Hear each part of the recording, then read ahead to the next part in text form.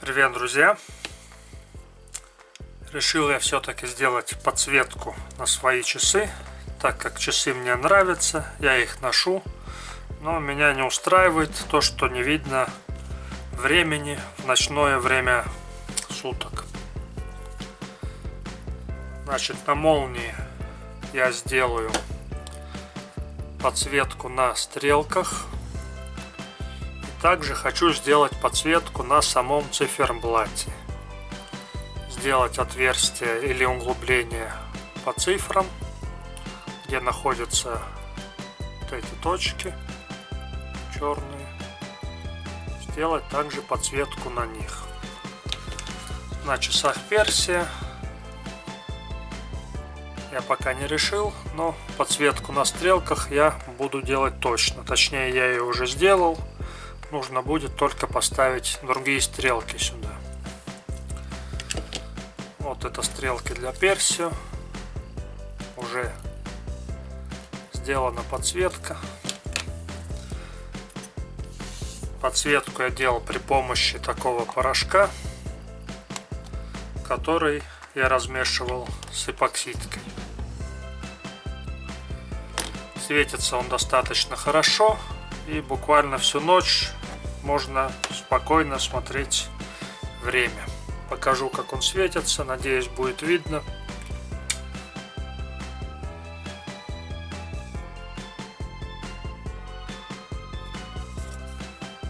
Возможно, будет видно тоже стрелки. Да, немного видно. В комнате не совсем темно, но уже видно, что есть подсветка.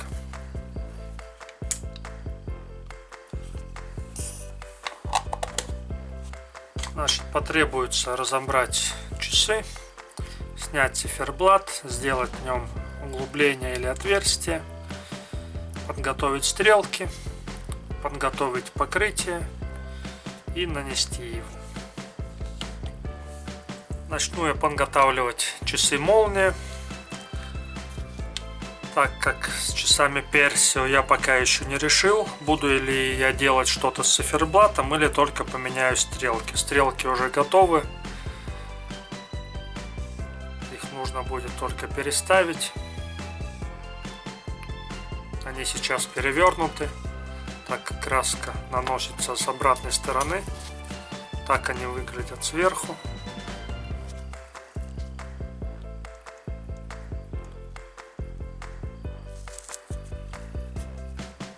Ставим их в покое. Покажу тоже такое как бы приспособление для разборки часов. Обычно часовой стол должен быть с бортиками, так как всякие мелкие винтики, какие-то шестерни, мелкие детали любят улетать со стола. Я использую такой, это, по-моему, поднос какой-то для кофе, деревянный, но у него есть такая как бы выемка здесь, где-то она 8 миллиметров, думаю, высотой, и болтики не так просто могут улететь отсюда. Это очень помогает. Итак, приступим к разборке часов.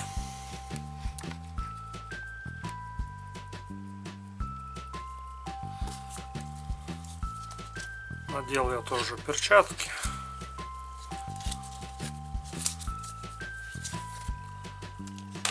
чтобы лишний раз не занести какую-то грязь в часы.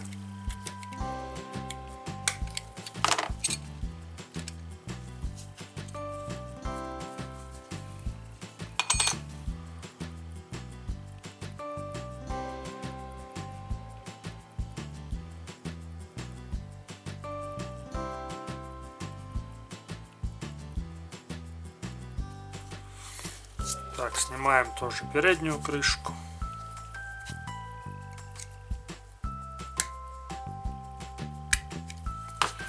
Очень удобный ножик для снятия крышек. Ну, также можно использовать обычный швейцарский нож. Тоже очень удобно. Есть у меня тоже, как-то я покупал специальную штуку для этих дел. Такого типа. Ну, честно говоря, я ее так и не использую.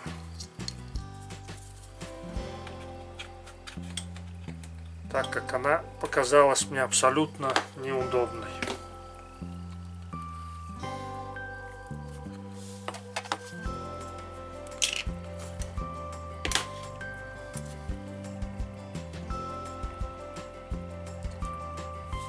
Циферблат, чтобы снять, нужно по-любому вытащить механизм.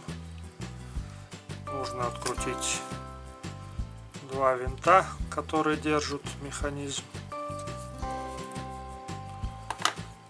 Для начала нужно тоже вытащить стержень, точнее заводной вал.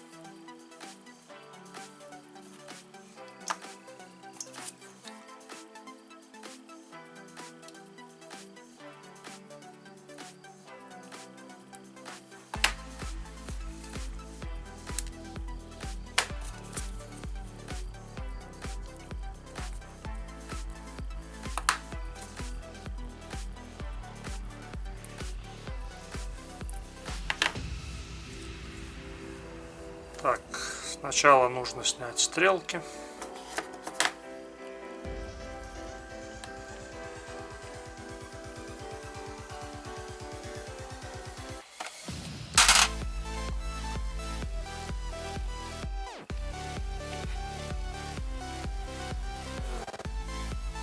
Было у меня тоже устройство для снятия стрелок. Тоже было не особо удобно пользоваться. И пользуюсь я обычными самодельными такими ковырялками.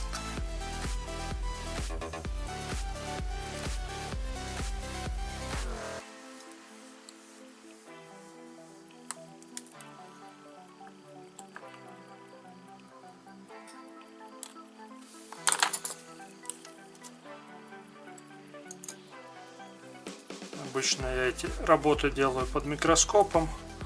Но микроскоп в данном случае будет мешаться.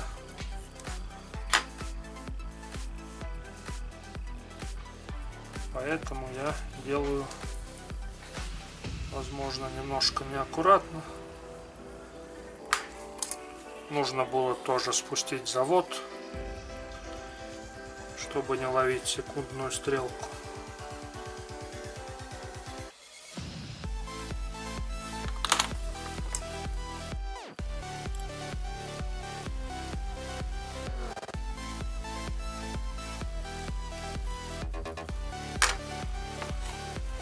Так, и теперь можно снимать сам циферблат. Нужно ослабить два винта по краям самого механизма, и циферблат снимается.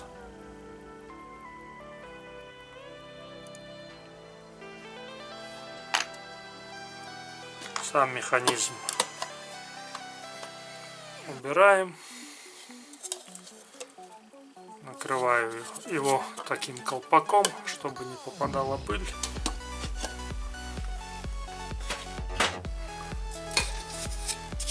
Есть у меня тоже специальные чашки, но я их как-то не использую особо.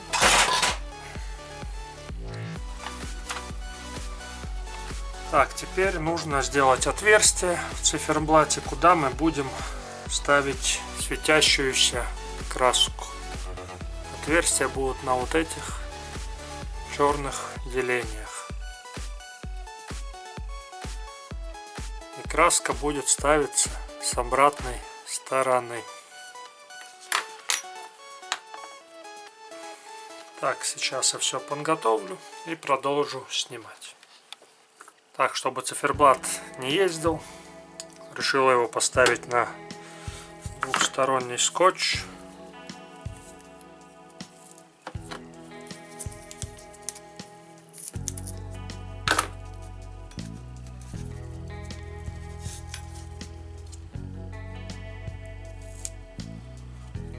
Думаю, так будет намного удобнее, так как отверстия я буду делать под микроскопом, чтобы они были наиболее точные.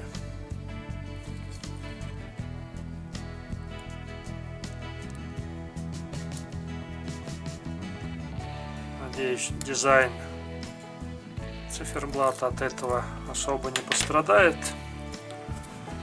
останется таким же оригинальным, но будет гораздо удобнее смотреть время, темное время суток.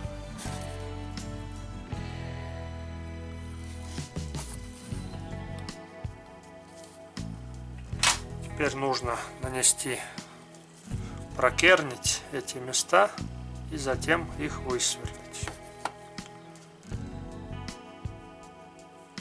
Буду это делать под микроскопом.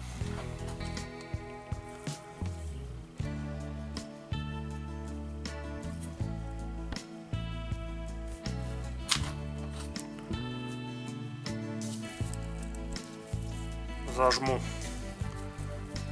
в такой патрончик небольшую фрезу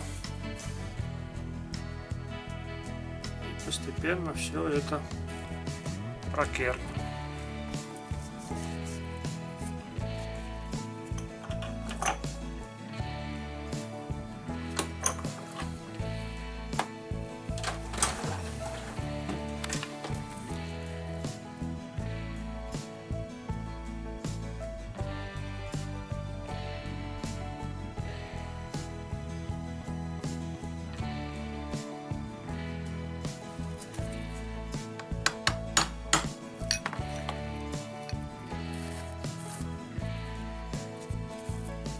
Так, делаю пока это все без микроскопа. Надел я все равно очки ювелирные.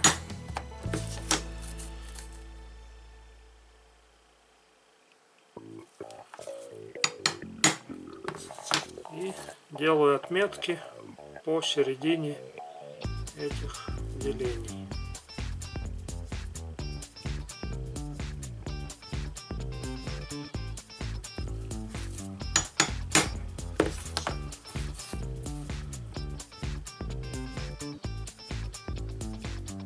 Сильно ударять не нужно, так как может деформироваться сам циферблат.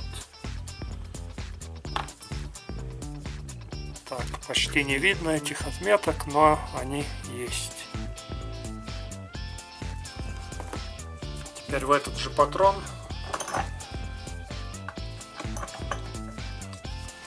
я зажму сверло. И будем делать отверстие пока вручную.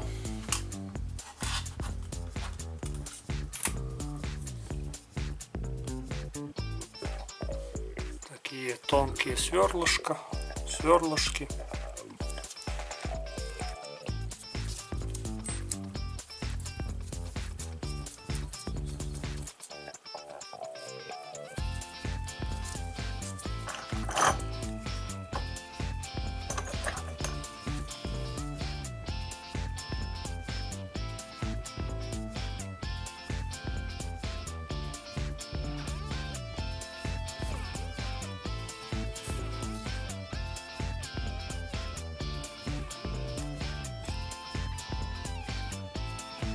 Сверло попадает точно в это прокерненное отверстие.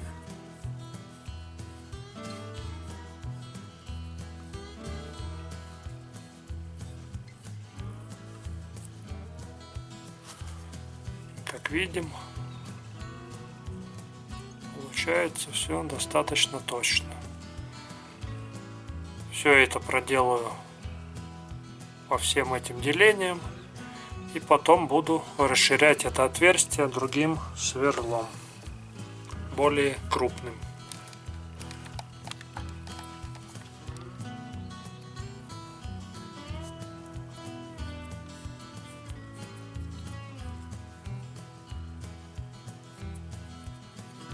Делаю все вручную.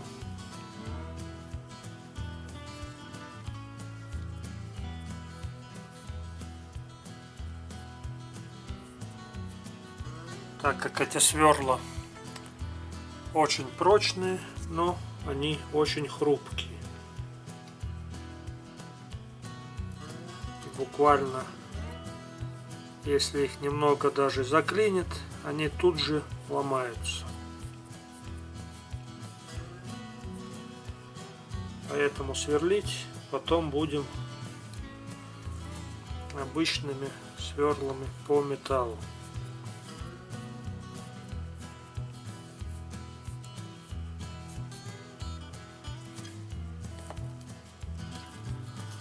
Так, по всему циферблату сделана разметка. Теперь будем расширять отверстие под краску.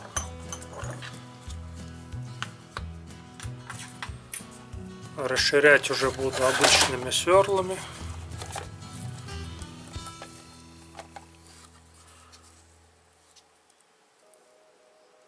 Думаю, на 1,5 миллиметра.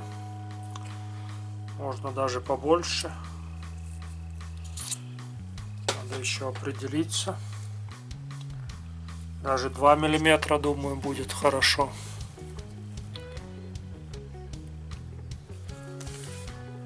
Пользуюсь таким вот устройством. Обычно я использую микроскоп, но он мешает для съемки. Так, 1,5 или 2.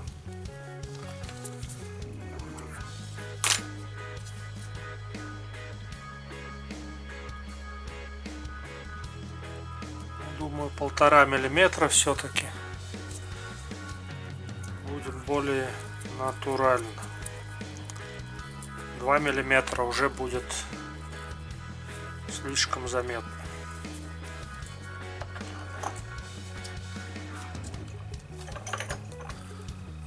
Так, дальше я уже руками это делать не буду, это дело. Буду использовать такую приспособу.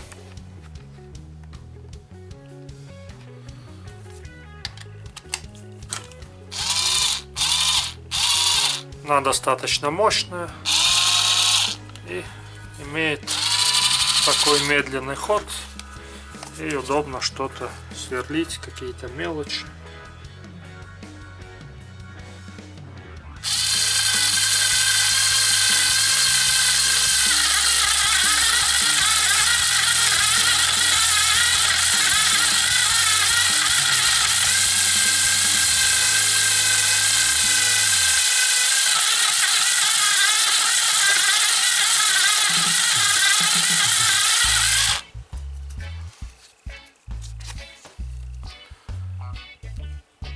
Думаю, такие отверстия будут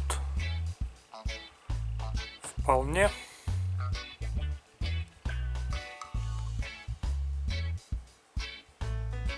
Сделаю я их все-таки сквозными, и краска будет с обратной стороны ставиться.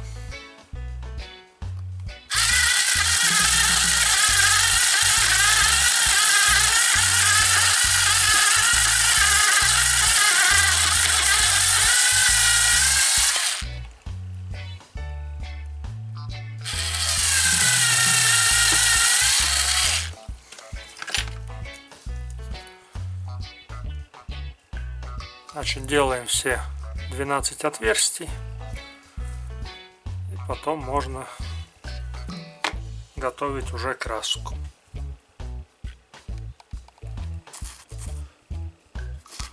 Так, переставил я немного камеру, чтобы желающим был виден процесс лучше.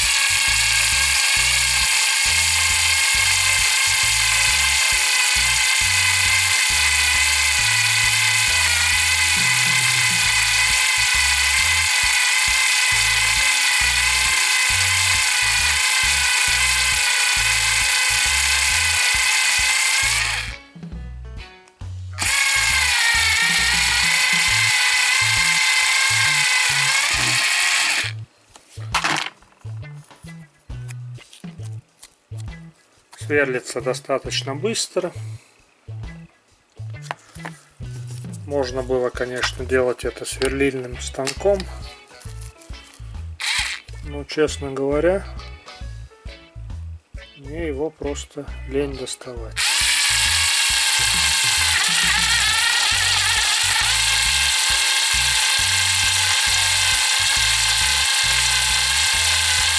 Так, продолжаем сверлить.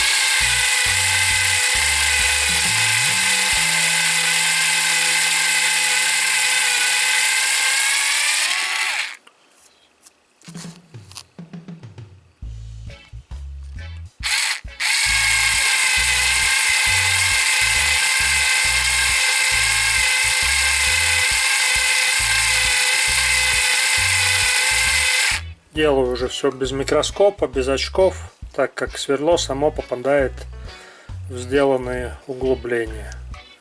И просто микроскоп мне уже мешает, так как я хочу снять видео.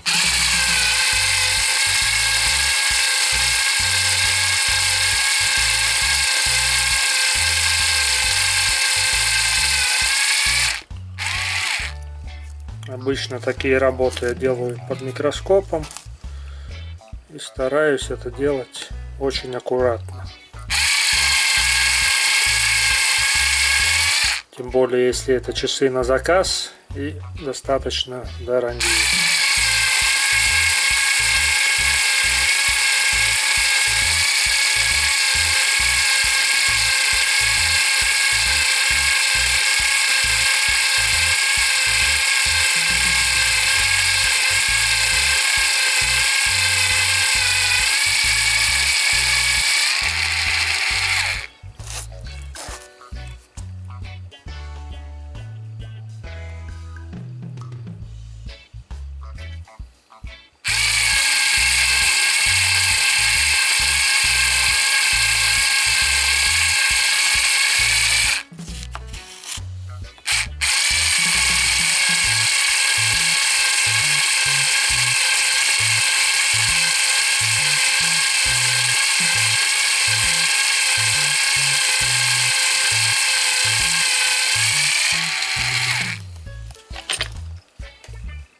Так, ну в таком темпе, в таком духе все делаем по окружности. Как видно, получается достаточно ровненько все.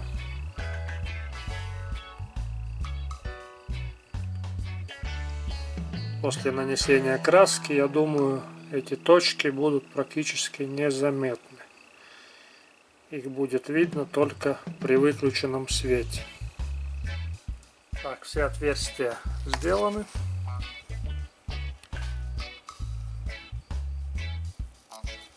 Теперь с обратной стороны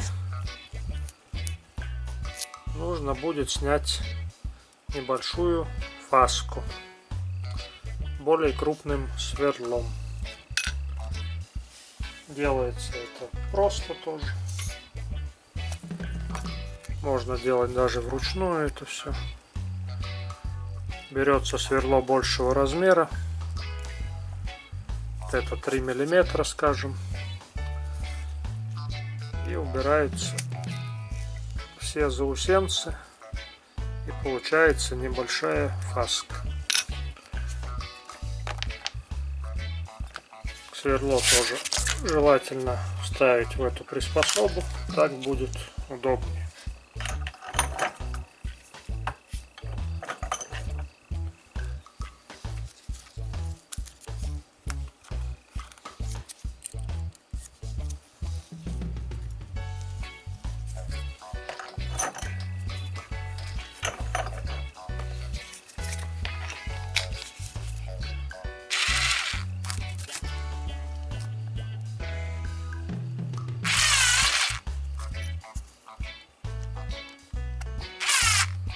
Да, лучше делать руками, так как при использовании такой мини дрели, как она называется, сверло просто может заклинивать.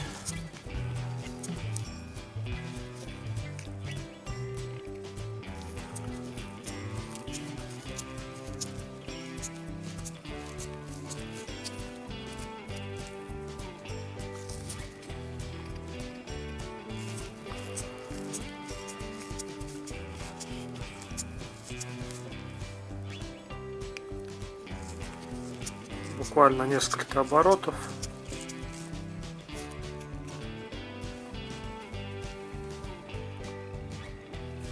Чтобы удалить заусенцы.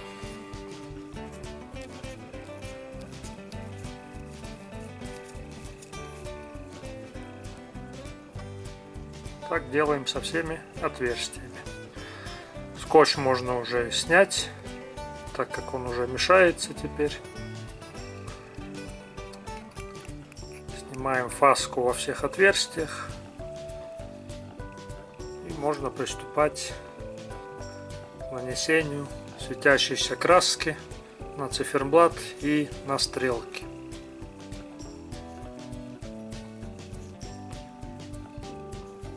Так, циферблат у нас готов. Закрепил я его в таком положении, чтобы в тех местах, где соприкасается циферблат, он не соприкасался бы отверстиями. Отверстия были все свободные. Так, уберем пока циферблат, стрелки. Стрелки можно тоже при желании покрасить или закалить, сделать синение. Удобная штука. Все ненужное убираем со стола, чтобы не мешалось. И будем теперь готовить вторые часы. Буду я делать сразу 2 часов, так как не хочу лишний раз разводить эту светящуюся краску. Так что подготовлю сразу 2 часов и потом будем их красить уже вместе.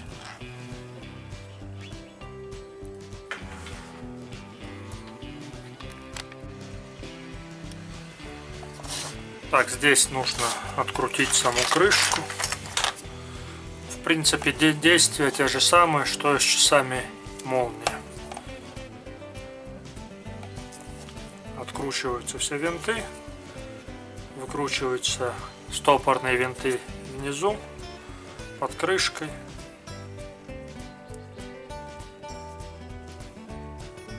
И циферблат вынимается с этой стороны, не как у молнии. Немножко другое крепление, но это не важно в принципе. Так, хотел я делать это все под микроскопом, но неудобно это снимать, и буду делать в таких очках, чтобы было видно на камеру. Для начала нужно подготовить краску. Значит, краски нужно совсем немного. Какую-то каплю.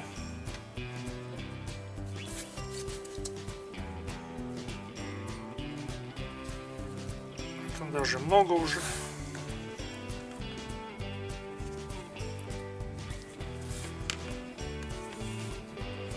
Работать надо быстренько тоже. Иначе все это дело засохнет. Размешиваем эпоксидку. Думаю, что это эпоксидка все-таки.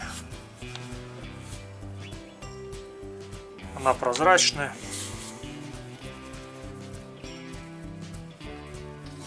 Так, можно даже отделить половину отсюда.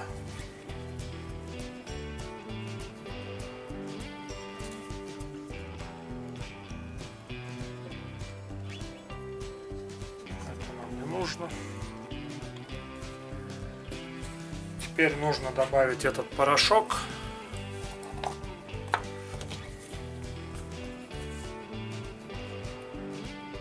И все это дело хорошенько размешать.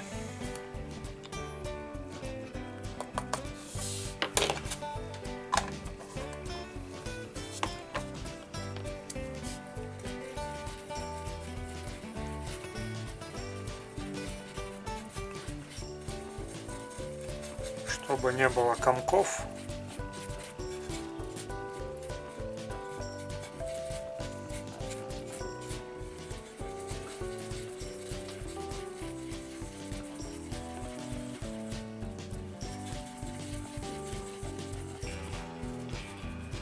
Порошок такой желтенький.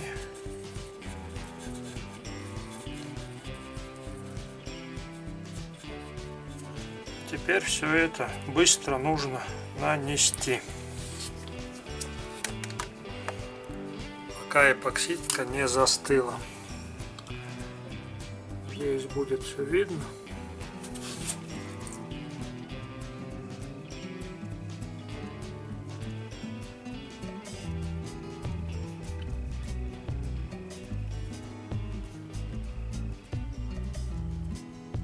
Нужно буквально каплю на кончике зубочистки.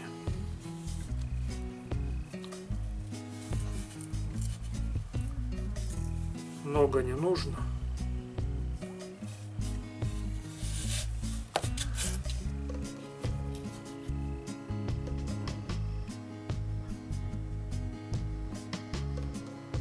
Под микроскопом это все делать, конечно, удобнее.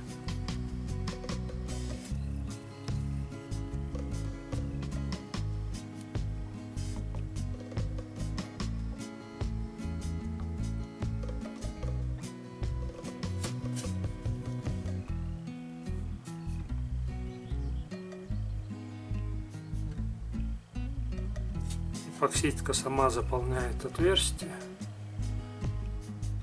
как бы находится в них в натяжении. Так, надеюсь, будет видно. Повторяю, это нижняя сторона.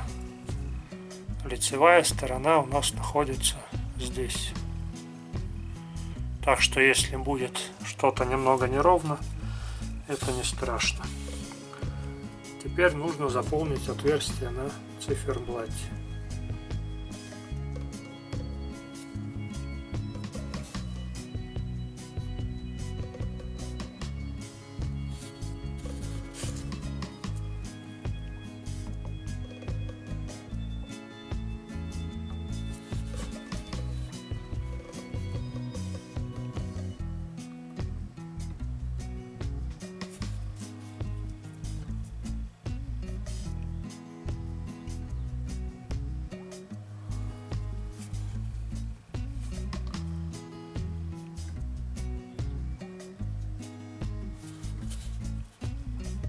Делать это надо все достаточно быстренько,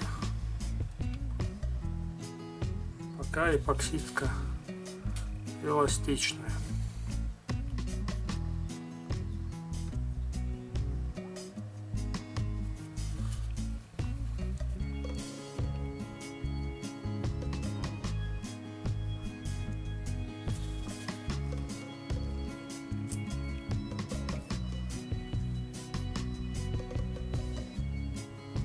Тогда она сама растекается и заполняет отверстие там, где нужно.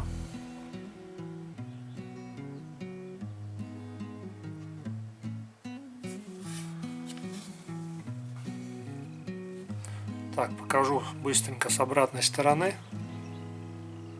Так это все красиво выглядит. Как оригинально. И оставим в таком положении, пока эпоксидка не затвердеет. Затем нужно будет это все собрать. И часами можно пользоваться также в ночное время. Подсветка, я уверяю вас, будет видна до самого утра. Это не на многих современных часах делается. На современных часах, я заметил, ставят какую-то просто краску, и светится она буквально полчаса, и потом ее уже не видно. Таким способом подсветка будет достаточно сильная, практически тритиевая, и до утра будет свободно видно время. Ну, оставлю все это засыхать. Соберем затем молнию, персию и посмотрим уже в темноте, насколько хорошо все это выглядит и светит.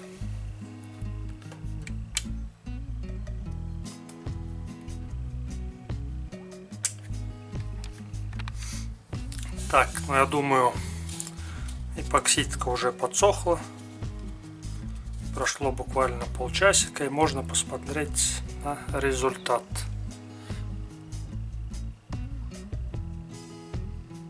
Думаю, получилось очень натурально.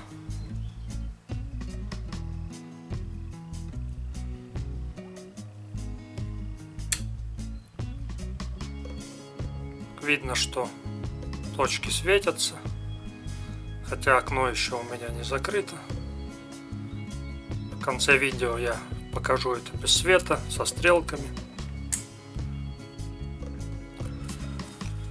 По поводу эпоксидки, можно, я думаю, также использовать какой-то лак бесцветный.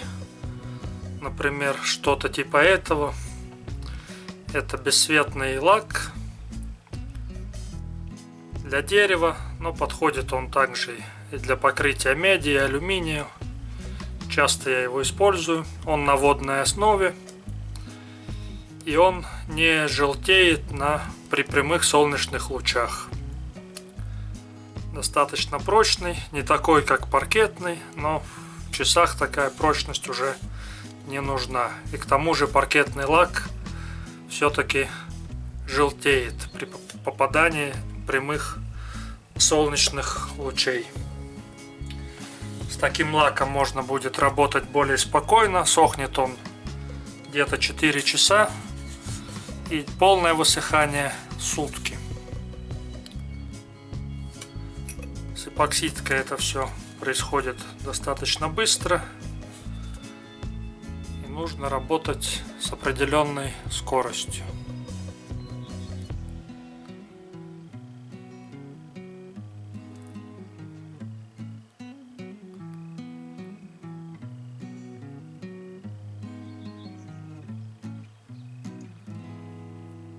Так, ну теперь я буду собирать все обратно. Как собирается обратно, я уже снимать не стану. Это я уже делал множество раз.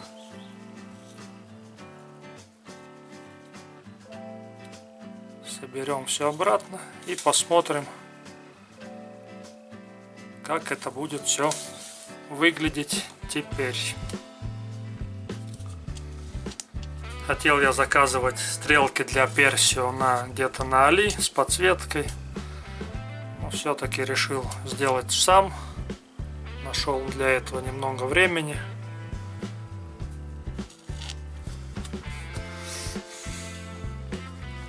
Так, часики собраны.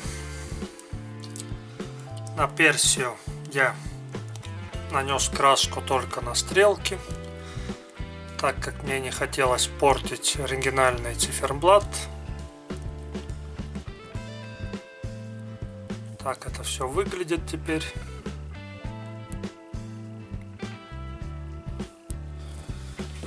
И молния. На молнии циферблат мне особо не жалко, так как их у меня уже много есть.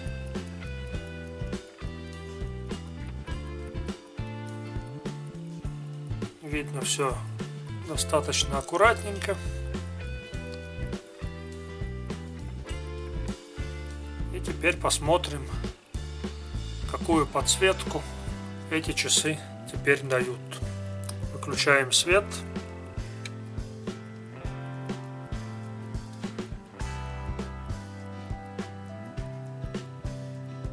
Думаю, получилось очень хорошо. Эти точки были в самое то. Здесь часы Персио, видны только стрелки. Но по стрелкам тоже можно понять, сколько времени. На молнии, конечно, это все выглядит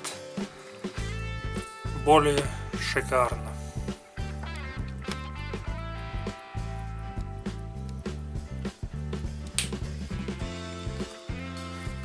В общем, такая небольшая доработка. Как я говорил, я эти часы ношу. И иногда неудобно, когда в темноте нет возможности посмотреть, который час. Теперь, я думаю, это будут любимые часы у меня, и с ними расставаться я не буду. Спасибо за внимание. Надеюсь, вам это было интересно и полезно. Ставьте лайки, подписывайтесь. Всем пока!